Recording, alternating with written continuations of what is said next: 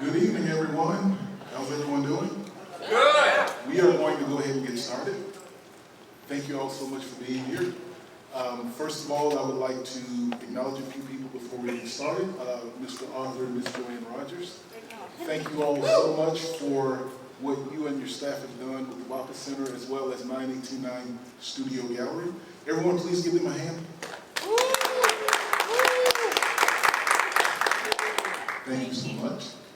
And welcome and thanks for coming out tonight. My name is Melvin Nix. I'm a local Charlotte artist, and Kev is a good friend of mine. So I'm honored to be here and to get to introduce him and to have this conversation with him.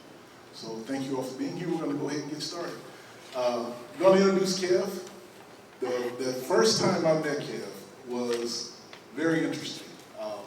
It was at an art event in South End, and I got there a little bit late. But as I was walking around looking at people's artwork, I stumbled across this amazing palette knife painting of this beautiful woman. And I was just standing there looking at it, and Kev came off to the side, he introduced himself, and I said, "Oh, are you an artist?" He said, "Yeah." I said, "What inspired you to do that?" He said, "Well, I was up one night listening to an Eric B. and Rakim song, just listening to the bass line, and I built this painting around that bass line." I was like, who in the world thinks of something like that? So I was like, I've got to pick this guy's brain. So ever since then, the second thing I'd like to mention when I met Kev, well, after I do want to talk to him a little bit more, we had a pallet table, and Mika had made food for everyone, so we were kind of going in and out of the building. And then Kev came in, and I was just like, "Hey, Kev, how do you do that stuff with a pallet knife?" He said, "Follow me for a second." So we went out to his car, and he just had a piece of canvas, took maybe 3 tubes of paint out, squirted it down, mixed it up a little bit, and just slapped some over on the canvas. It was one of the most beautiful things I'd ever seen. He did it in like 2 seconds. I was like, yeah, I definitely need to pick his brain a little more. So, but it's my pleasure to introduce to you, I believe we all know Kev, but to introduce to you my friend, one of the most talented people that I know, and one of the kindest, most gentle people that I know, and I'm just looking forward to seeing where he goes from here. I mean, just knowing him and seeing his amazing body of work. If you have not seen this I Am exhibit, please take a look. But the work's incredible, and this is not even all of it. So, I'd like to introduce Kev Harris, everyone. All right, thank you. How do you like being in the hot seat? Yeah. Like to make it hot? Yeah, absolutely. I love being in the hot seat. Been there most of my adult life, but yeah, I'm looking forward to what questions you may have for me, sir. But before we get started on questions, I did have, I guess I wanted to kind of encompass what I am means to me, and the title I am and what it means to me. We all know where we are. We're in the month of February, which is supposed to be Black History Month, but recently I've been kind of thinking through that concept. The concept of Black History Month to me is, I don't know, I look at it maybe a little bit different from a lot of people, because I believe that Black History Month is not something that someone can tell us, if that makes sense. We, from a history perspective or a historical perspective, it's our responsibility to spread our history.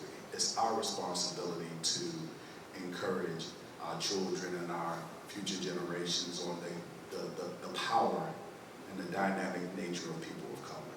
So I don't want to take too long. I'm going to let my buddy Melvin do his thing and answer his questions. But what I am means to me is basically simple. I am Martin. I'm Malcolm, Harriet Tubman. I'm basically my ancestors' wildest dreams, because I push and encourage myself to achieve the things that I've achieved in my life. I'm not school taught. Everything that you see here is from my heart. My heart pours out onto the canvas. So as you're looking at these pieces, know that you're looking at a piece of me. And I absolutely appreciate you guys for coming out and observing my work. But I'll pass it on. I was hoping you to say anything else. Right. No. Tip the waitress. Okay, Kev, tell us about what brought you to Charlotte, and more importantly, how did you get started as an artist? I'll start with what got me started as an artist. I started as, to be perfectly honest, 7 years old drawing Batman and Robin out of comic books. I saw a comic book, I loved it.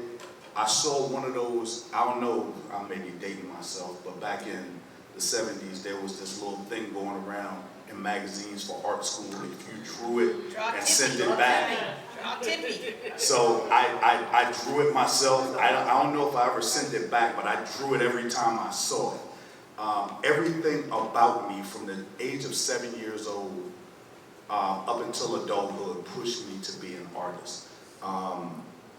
It took a long time for that all to come to fruition. I really got serious about an art career with the advent and the popularity of the internet, because I saw other people making money doing it. For me, it's not about making money, it's about building a career and a legacy. So I wanted to paint because it scratched an itch. Now, what brought me to Charlotte, cost of living. My wife probably still mad at me for uprooting her and bringing her to North Carolina, but it's starting to grow on her. So it was a question of moving out of the DC area because the cost of living was astronomical up there, and now I'm able to, feed my family comfortably. That's awesome. Did you get in trouble, Kev? Because I would draw Batman and Superman, but in church. My time. I got lots of spankings. Nah, I did it more so at home than in church. It was always at home, so I ain't get in trouble with it. I had the most undisturbed time in church because nobody paid attention to me except the ushers who would tell my parents that I was drawing instead of paying attention. Wow. Oh. Wow. Yeah. Deal with that way. Word of God. Word of God or comic books? What you got? I could have put a cape on Moses, but then it would have been Right. I don't know how many of y'all know that Kev is a veteran. He's an Army veteran, and I forgive him for that. He chose the wrong team. I'm Air Force. Any other Air Force people? I know there's a lot of people I'm looking at. Right. Anyway, I'll leave that alone.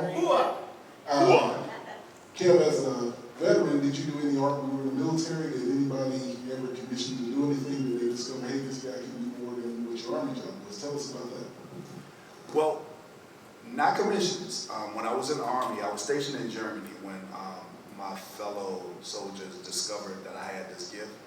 And I was just sitting there one day drawing a picture of one of my girlfriends. And, oh, you can do that? Yeah. And everybody started bringing me pictures. So I would sit there, but here was the rule. Because they weren't paying me, I made my room my own personal art gallery. So I drew everybody's girlfriend or their mother or whatever, and across the top of my wall was all the paintings or all of the drawings that I did. This was back before I got into painting, but all pencil drawings of everybody's girlfriend lined the wall of my room in the barracks. It was. Did that create any tension at all, or nothing? Nah, it didn't create any tension because I wasn't soliciting their girlfriend's pictures. If I had been like, hey, she's cute, can I draw her? That might have been a problem. But that's creepy. Yeah, that would have been really creepy. I hear you. As an artist myself, I do a lot of my inspiration. It seemed like when I discovered that I could paint, I've been drawing my whole life, but when I just discovered that I liked it and I could do it, it seemed like everything I was doing was kind of based off my childhood memories or something like that. What drove your initial body of work? Like when you first got into painting, picked up a brush, picked up a palette knife, what made you go in any particular direction with that? I got started really in my career. It was more so somebody saw a drawing that I did on my desk of Lauren Hill, and they asked me to do something for them. This was at work. I had pencil drawing Lauren Hill. They came by, oh, you did that? Yeah, can you do one for me? And it became a career at that point. People were paying me money. So I don't care how little it is, if you're selling your art for money, it's a career. So young lady paid me $25. I did a pastel drawing for her and then I started getting into, once I realized now I'm making money off of this, now I want to do my own stuff, because I don't know how many of you have done commissions, probably all of you. Commissions are kind of a pain in the behind sometimes. Yeah. You know, you're working for somebody else and doing their stuff, and if they don't like it, that might be a problem. So I started, and honestly, the work you see around is mostly stuff that I wanted to do. It's not a question of me doing a commission for somebody and it ended up in the show. No, the commissions that I do are sold, and it's yours. But painting things that aesthetically are pleasing to me is where I wanted to get to as an artist. And here recently, I've kind of stepped out on faith and stopped using anybody else's reference material, and I'm going to dive into that wholeheartedly. I have now camera equipment, thank God for, I don't know if I'm supposed to say anything, but I got a grant, which helped fund that. So the grant helped me fund new camera equipment, computer equipment to help me edit this stuff, as well as a printer. So I'm looking forward to putting all of this together, but at the same time, I want to shoot and paint things that are pleasing to me. So that's kind of where I've been for a long time, but it was always somebody's reference photos. I reach out to people on social media, this sounded creepy. I would reach out to somebody and say, hey, nice picture, can I paint it? Like that? Kind of. That's a gorgeous picture, can I paint it? You know, and it wasn't a question of the person. It wasn't what they looked like. It was maybe the lighting. It was maybe the angle. Whatever the case may be that drove me to asking that question, it was something about that image that made me want to paint it. So, thank you that I'm now going to start creating my own content and reference material. Not just, I also want to get into a little bit of videography. Well, you see, I got my camera set up. I'm videotaping this whole thing, and probably it's going to end up on my website. CanHarrisCook.com. But that's basically it. We'll accept all shameless plugs tonight. All shameless plugs. Now, Kev, as an artist, you know this probably better than anybody in here. There's a level of entrepreneurial education that kind of comes along with being a serious artist. And I mean, you learn things like marketing and all that, but I think one of the most difficult things is confidence. To put yourself out there and to put your work out there. Now, were you confident out the gate just doing your own thing, or what did it take for you to be like, because I remember being here opening night, and I've never seen this painting before. You said this is one of your first. That was my first oil painting. Yeah. Now, when you were doing your work, were you confident enough to just display whatever you wanted, or did it take time? How did that process go for you? So, no. And I'm still struggling, to be perfectly honest. I am my own worst critic. I can go from painting to painting in this room and show you where I feel I could have did a better job on each and every piece of it. I will always be my own worst critic, but I also understand, and I said this recently, I was blessed to be interviewed for a podcast. It's not about perfection. I don't believe that perfection exists. I believe that if you're chasing perfection, you'll be chasing your tail for the rest of your life, but you can strive for excellence. And that's what I've strived for. I'm always looking to fix the error from the last painting. It may not be perfect, but I'm looking to fix whatever it was that bothered me in that last painting, or to go back to that painting and maybe work it out a little bit more, maybe work on it a little bit more. But at the same time, I also had to recognize when it was time to walk away from a piece. Because if you could spend a lifetime working on one. I honestly know that to be the case, and I refuse to. But as far as that question and as far as my confidence, I guess over the years, one thing, and you mentioned it, the military, I was a veteran, and I was working my way into leadership in the Army, and that is is what brought me out of my shell. Because coming from Washington, D.C., skinny young kid that basically I was shy. I went into the Army. I don't think I believe that either. I'm an introvert, to be perfectly honest. Y'all may not believe it, I'm an introvert. But it taught me to come out of my shell and be able to speak to people and to put myself out there. And the one thing that Melvin knows, everybody in this room knows that has ever had a conversation with me about anything, my saying is, closed mouths don't get fed. Closed mouths don't get fed. So if you're not talking about yourself, if you're not promoting yourself, if people don't know that you do this fantastic thing, you'll never get anything from it. So That's a very, very good point. And to that, I've also heard you say that these Kevinisms. Kev says all the time, well, as of recent, I'm just now starting to feel like an artist. And I look at his body of work and I go, is this man crazy? Like, with all this stuff he's done. Why is he just now feeling like an artist? You want to explain that, Kev? Yeah. I'm just starting to feel like an artist because for years I just felt like I was a guy that could replicate what I saw. I could, manipulate the medium to look like that reference photo. Now I'm starting to do things outside of those 9 dots, and I want to continue to push those envelopes.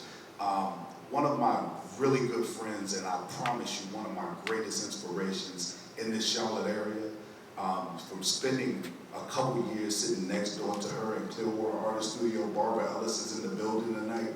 She has taught me so much about reaching into that well and challenging yourself artistically and abstractly that I want to continue to pursue. So I'm just now starting to feel like an artist because one, I'm doing it full time now, and that's my only thought process, as opposed to, I gotta write somebody up for they late for work again. Oh, I'm sorry, this person's gonna have to get terminated because they cussed out another person in the parking lot. I don't have to deal with that anymore. All I have to do is come into my studio and figure out how to create beautiful pieces that resonate with people. So that's what I mean by I'm just now starting to feel like a true artist. That's awesome. And to that point, I'm looking at one of the series over here that my wife and I were fortunate to be part of, your Black Love series. And I would really love for you to share with the audience what went into the thought process to create that, and more importantly, with each portrait, like what things were you trying to pull out as an artist? Because I know myself, when I'm working on something, I'm focusing on, like, I want to get right or something like that. But when you're doing portraits, what are you wanting to capture, or what can you single out with that process? So, when I look at, or when I went into doing this series, let me just start there. When I went into doing this series, one of the things that I pride myself on in my work when I'm working portraiture is expressions and being able to capture or to convey those feelings and emotions that I see in that image, in that capture, or whatever the case may be. When I had these couples come into my space and I shot them, I sent out a social media post, and trust me when I tell you, I have done this before and I've gotten little to no response. So I'm honored and blessed that I threw this one out. I just put it out to those social media gods and said, hey, I'm looking to do photo shoots surrounding Black love, and I'm looking for couples to come through and be photographed for a future painting. I didn't offer any money. A couple people I promised to print up the work and they will get it. But I just threw it out there. And the response that I got was crazy. I had like 15 or so couples that responded saying that they wanted to be involved. Not all of them came through, but a couple of them are right here with me. Well, Melvin is one.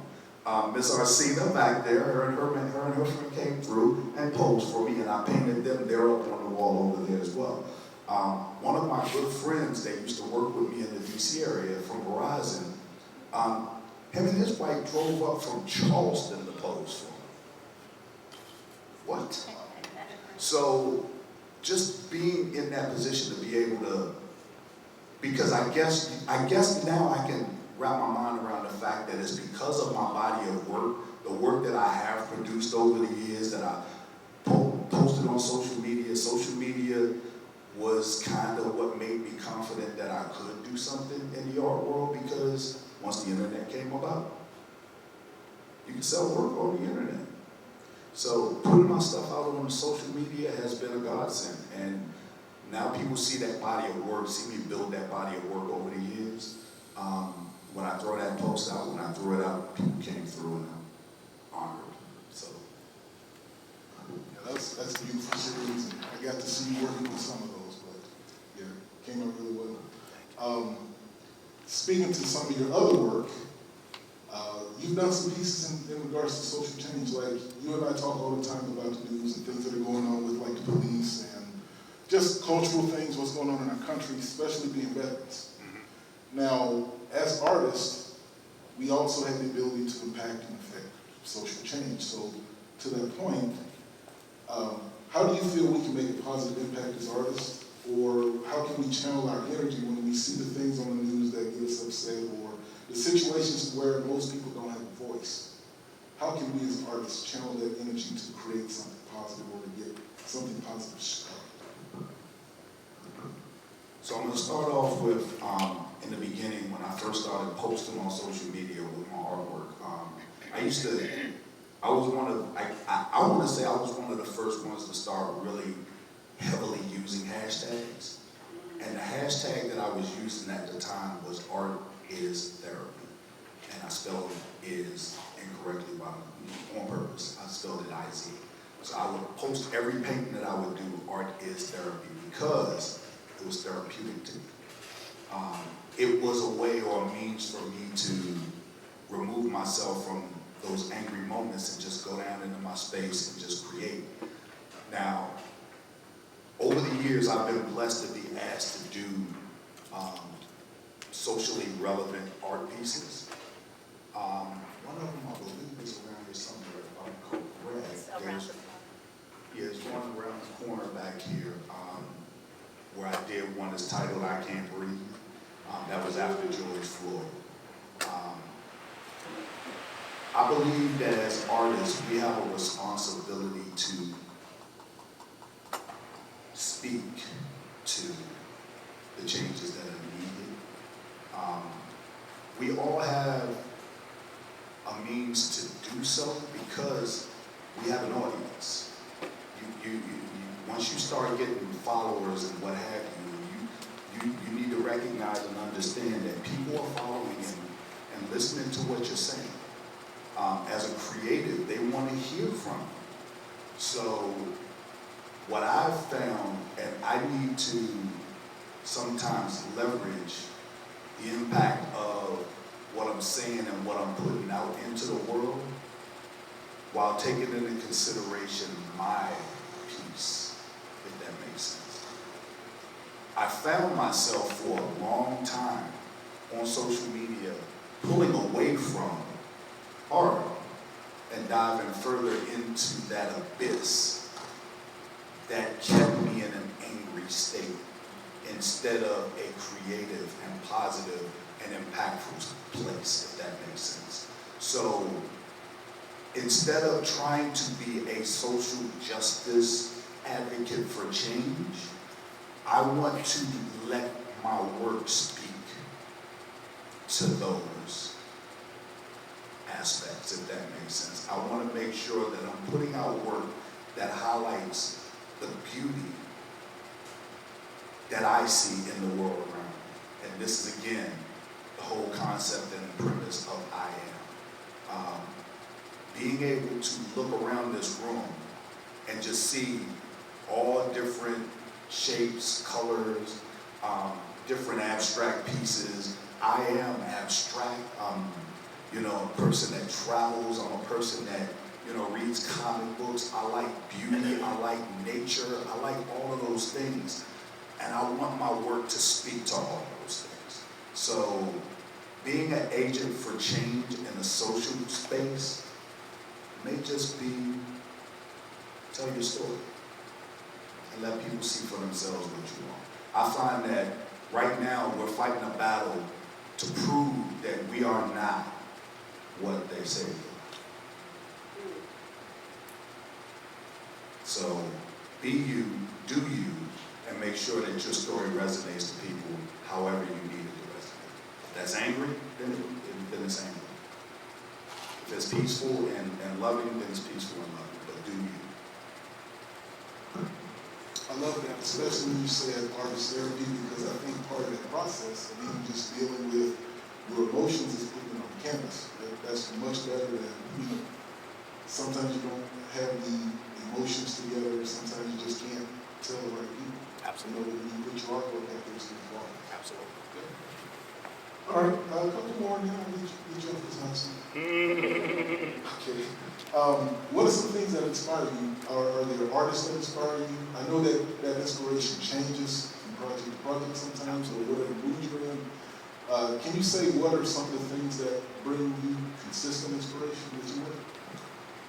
I am absolutely inspired by color and texture.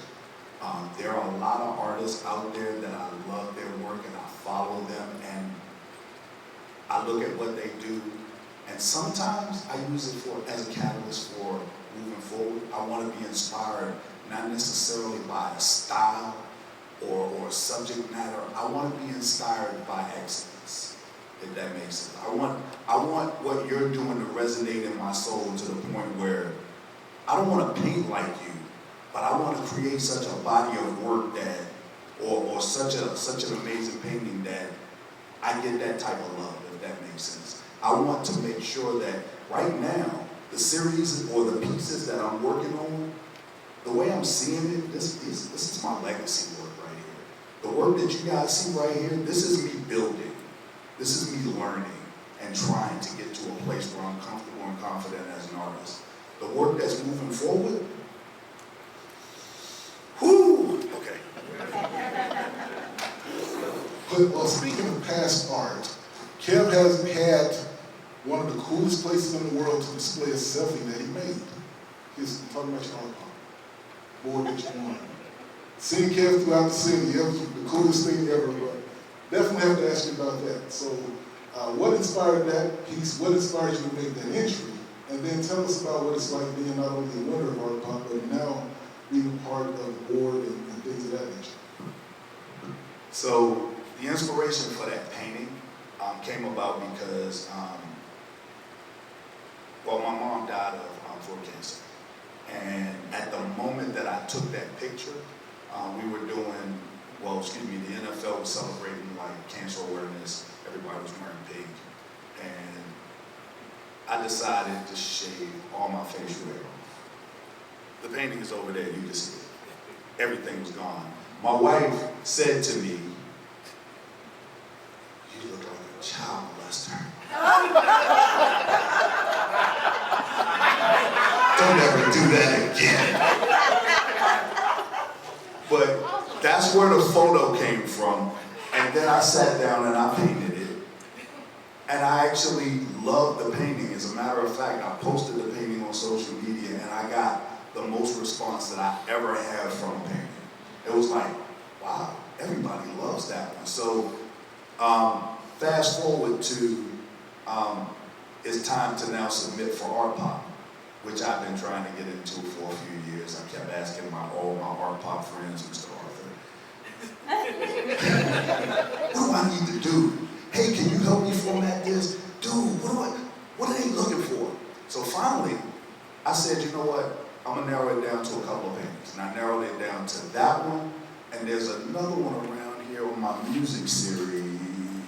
It's basically a young lady's mouth. There it is. Over there with the microphone, singing into the microphone. It was that piece versus this one. I cropped them just the way I wanted them. The painting over here was cropped with just my eyes and my nose, and I was looking up like this. This one over here was kind of cropped with just her mouth. You can see her mouth, her nose, and the microphone.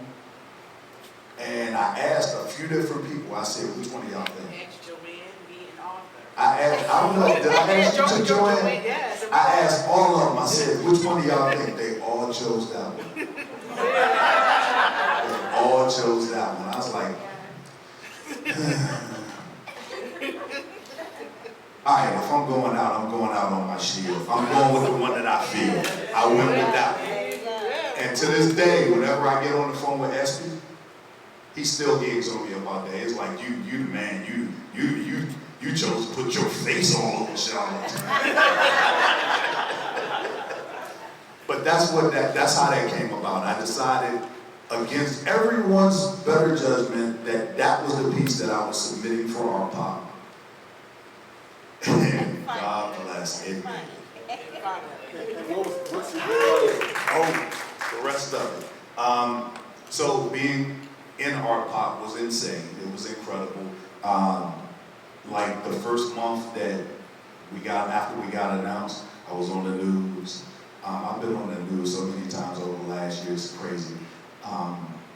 Not just for art pop, but for other things as well. But I had so many opportunities just hitting my lap because of art pop. And then I was asked to be on the board of directors, and I thought about it, and I was like, so I get the impact maybe and see inside of the machine, and maybe steer and guide artists to that platform. Okay, cool, I'm in.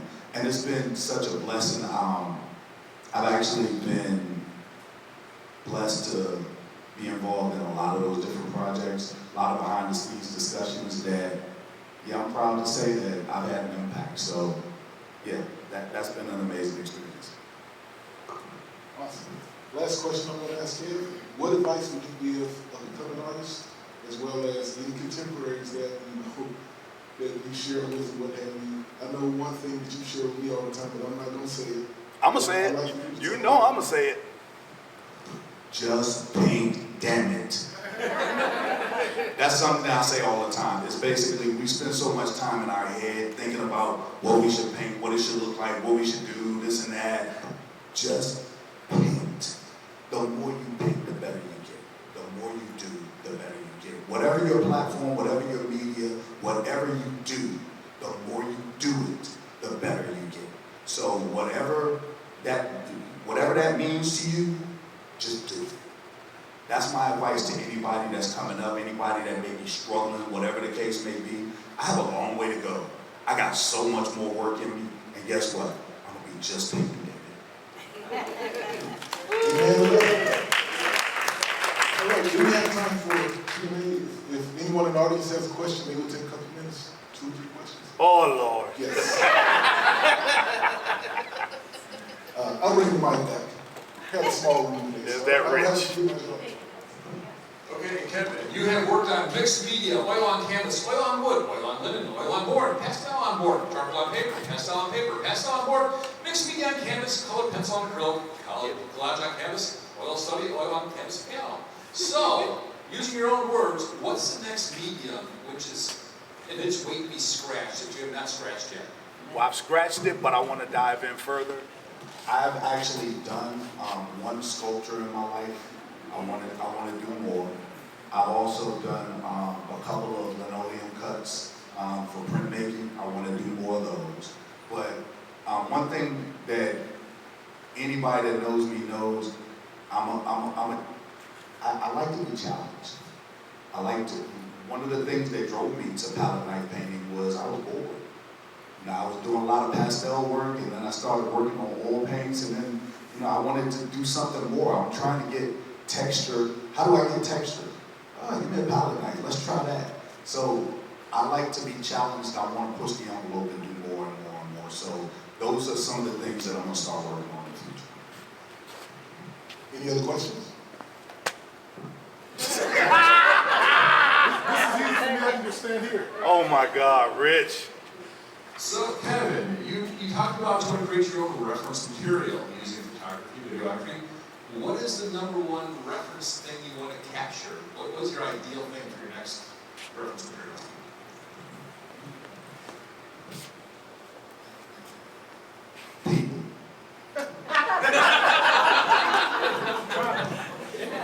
Mic drop. Sir, do you have any more questions? Anyone else? It's a good question. We'll just take the notes. When you're trying new mediums, have you taken classes? how do you get the technique? Is there something that's been extremely helpful for you, or is it this thing you need? Just paint, damn it. Just paint, damn it. No classes. I've actually, I don't know if I said this during this talk, but I am not school taught. I'm self-taught. And that means I just dive in. I just dive in, whatever that is, whatever that next thing is that I want to learn, I pick it up and I try it. I've been talking, like Todd is here, I talked to her about watercolor. I hate watercolor. But guess what? It's not going to beat me. So I'll be going back to watercolor at some point in the next couple of weeks. I'll be doing a watercolor portrait. Probably when we do our next portrait group setting, I'll do a watercolor, but just paint, damn it. That encompasses everything and everybody. Just paint, damn it. Have you ever experienced a curious stuckness? And if you have, how do you overcome it? You were right next door to me, you know. Yeah, actually, well, it's been over the course of my lifetime. Actually, my first period of stuckness was when I did get out of the military and I came back home. I didn't paint anything for years. I just gave it up. I moved to New York. I called myself getting back into it in my mid-20s. I remember packing up a bunch of supplies and walking down the South Street Seaport and just setting up and just painting or drawing people right there. It just didn't resonate with me at the time, so I kind of gave it up. And then I got married to this beautiful soul. And she encouraged me. She encouraged me to pick it back up because I did a picture of from our wedding album, and she loved it, and she encouraged me to get back into it. So, but as far as being just stuck once my career started, yeah, there's been many times because I was in a place, I was still in that in-between world. 1 foot in corporate America, 1 foot in my art studio. Barbara was right next door to me. She knows I was in the studio 1 day a week, if that. And when COVID hit, I think I was out of the studio for, I want to say, about 6 months. So that was a serious period of being stuck where I really couldn't create. How did I get out of it? Just paint, damn it. He's nothing about that, but I can attest it works. Anyone else? We'll do one more, and then we'll So Kevin, out of all the artwork here tonight, I think there's only one piece of artwork that's got a kind of special message embedded into the painting itself. There's 3 actually. 3? Okay. Well, I was talking about the beautiful soldier. Yeah, so, that can you kind of talk about the background of the wording in that one? Okay. So these 3 pieces over here is what he's talking about. The one of my wife. It's song lyrics. And there is one song that every time my wife hears it or heard it for a long time, she will be reduced to tears because I don't know what y'all know about Nika, but she a fighter. She'll fight you.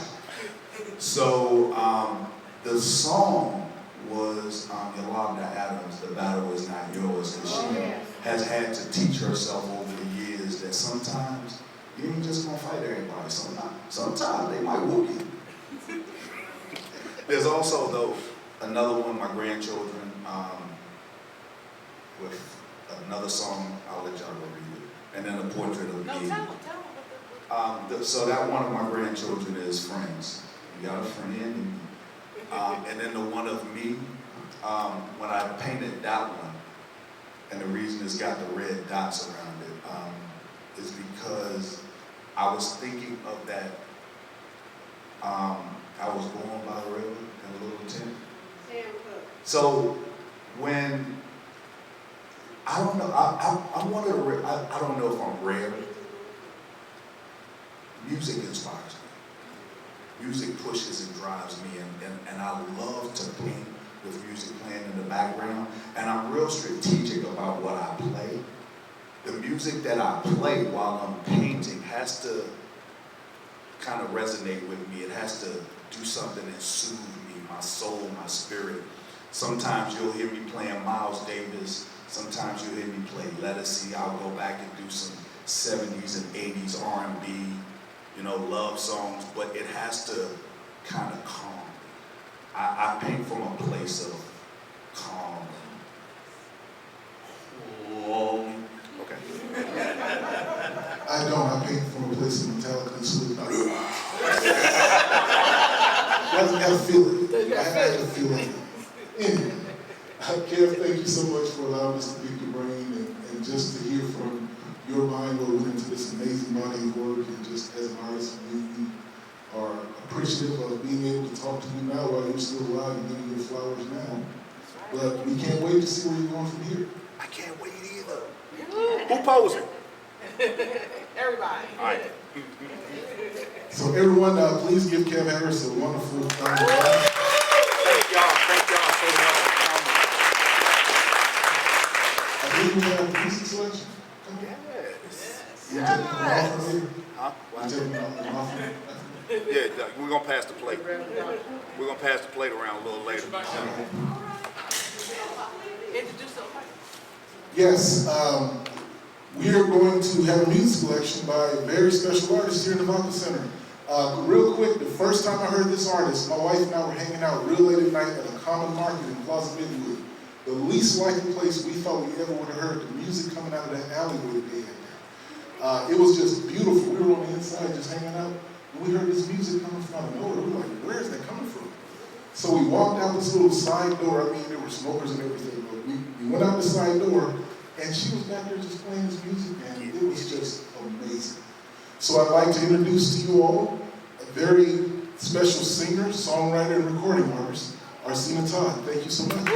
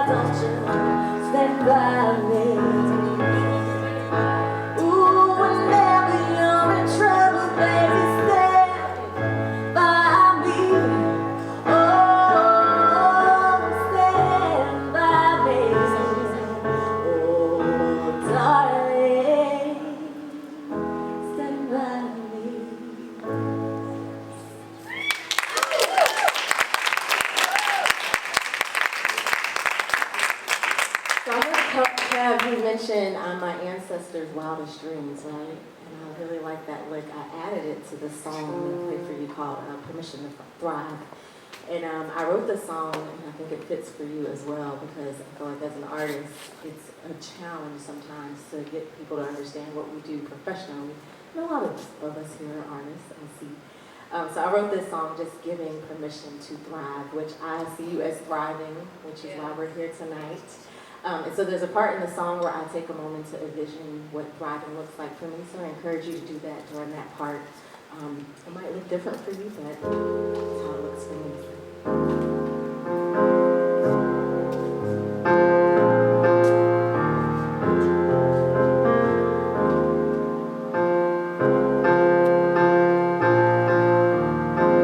Woke up this morning and I'm feeling free. I'm feeling like I can do anything. I had a vision and it's becoming clear that I have to stay focused if I'm gonna get there. Spend all this time I'm thinking why I don't fit in, then I realized everybody ain't going where I'm going. Got a calling on my life. God said the captain's free and I can't do that. Gotta be in the best me, debt free. Money's in the bank, saving for my first house. Yeah, I didn't know I was a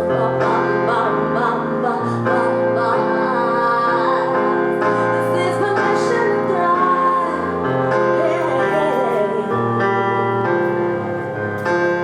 Taking control of my life. This is permission to thrive. Taking control of my life.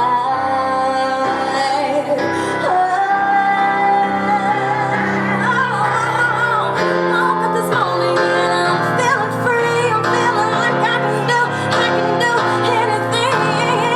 I had a vision and it's becoming clear that I have to stay focused if I'm gonna get it there. I had a vision, it's becoming clear that I have to stay focused if I'm gonna get there on time. I had a vision and it's becoming clear that I have to stay focused if I'm gonna get to there.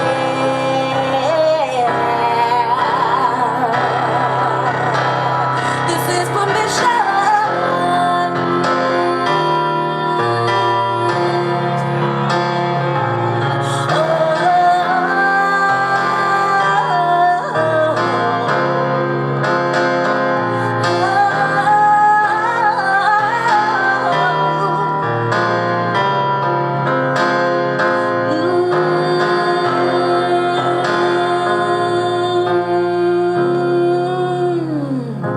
I am my ancestors' wildest dreams. I am my ancestors' wildest dreams. Many sacrificed for me.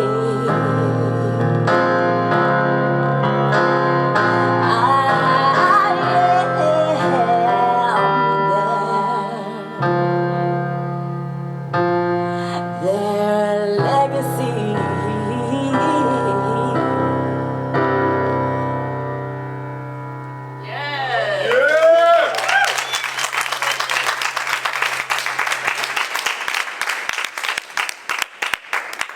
Thank you, thank you, thank you. I want to take a moment to recognize today is Joanne Rogers' birthday.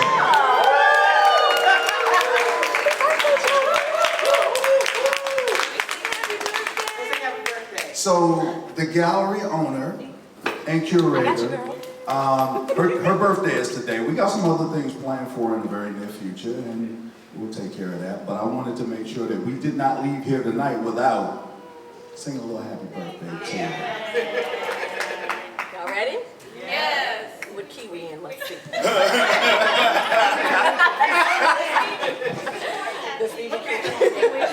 We're gonna go old school and We going old school, we going Stevie Wonder, what we doing? We gotta do both. You gotta All right, do cool, we cool, start cool, out cool. old school and then we take it, you know. That's how we do it. Happy birthday to you. Happy birthday to you. Happy birthday, dear Joanne. Happy birthday to you. How old are you now?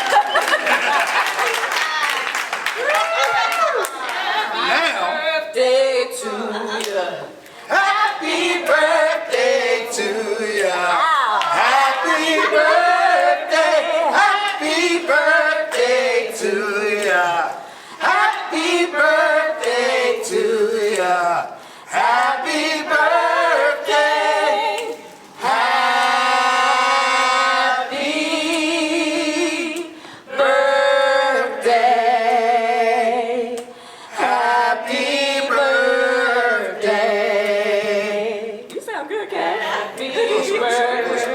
Okay. Happy birthday to ya. Happy birthday to ya. Happy birthday. That's what I like. Happy birthday. so much. Yeah, thanks for making me cry. And now, back to the regular scheduled program. Arsena Todd. Killing it. I know I'm silly.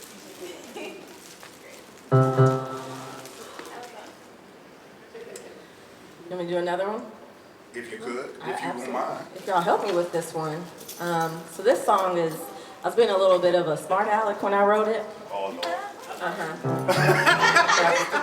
So the chorus goes, I've got so many plans to do nothing, because I was stressed and busy and overwhelmed, and my to-do list was full of stuff that I didn't actually want to do. It was full of everybody else's plans. So I'm going to sing the chorus for you, so when I get to it, y'all can help me with it. It goes, I've got so many plans, got so many plans, got so many plans to do nothing. And you got to say it with attitude.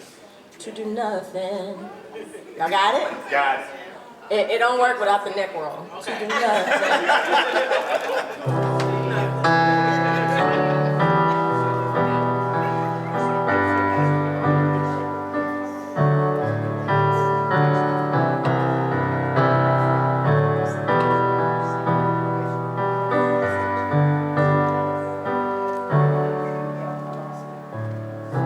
Lately, I've been pulled in many directions, doing what you want me to. Finding no time to read between the lines and do the things I love to. But I can't be all you want me to be, and still reach my destiny. So I'm saying no, at least today, I've gotta do me. Well, I've got so many plans, got so many plans, got so many plans to do nothing. I've got so many plans, got so many plans, got so many plans. Here's what we're gonna do. Plans to be alone and plans to turn off my phone and maybe write a song or two. Maybe hit the gym. I'm gonna search within, do anything but trying to please you. And lately things seem to be spinning so senseless, leaving me a little confused. And staying on the grind, a grind that's leaving me behind. I forget who I belong to. Whoa, but I can't be all you want me to be and still reach my destiny. Yeah, so I'm letting go. At least today,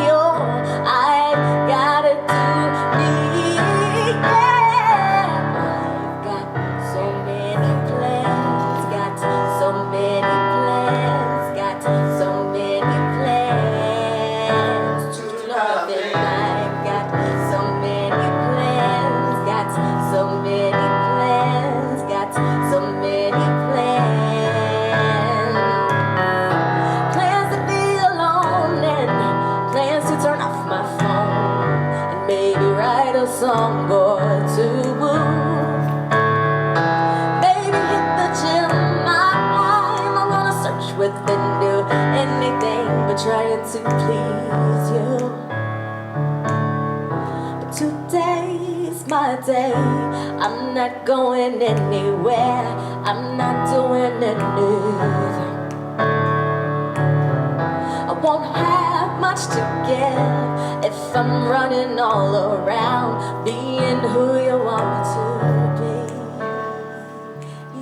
Yeah, I've got so many plans, got so many plans, got so many plans. I can't hear you say.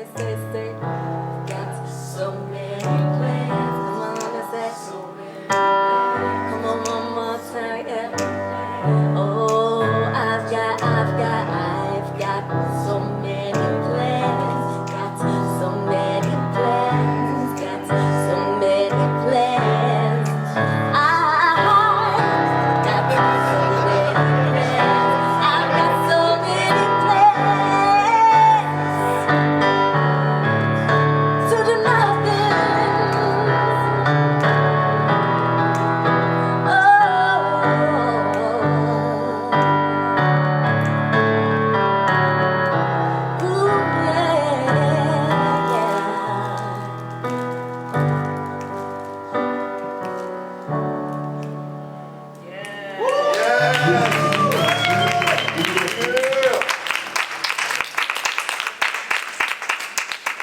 Thank you. Okay, I'm gonna switch to guitar and do one more It's a Love song for the Lovebirds. These two.